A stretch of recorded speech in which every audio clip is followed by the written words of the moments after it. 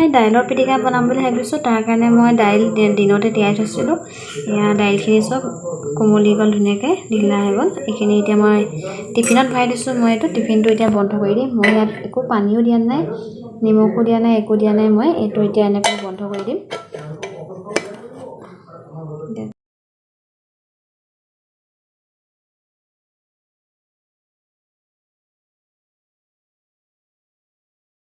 ভাত পাতি দিছোঁ, তাতে মই দাইলৰ টিফিনটো ভৰাই দিম এনেকৈ।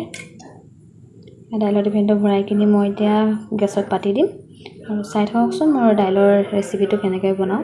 পিটিকাৰ কাৰণে মই পিঁয়াজ এটা কাটি থৈছোঁ, ইয়াত জলকীয়া এটা কাটি থৈছোঁ।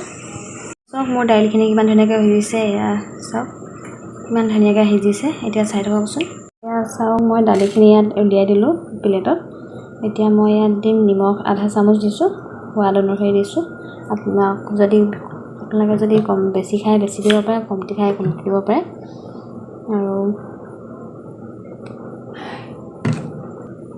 তেল আধা চামুচ দিছোঁ। এইখিনি মই এতিয়া ভালদৰে সানি ল'ম।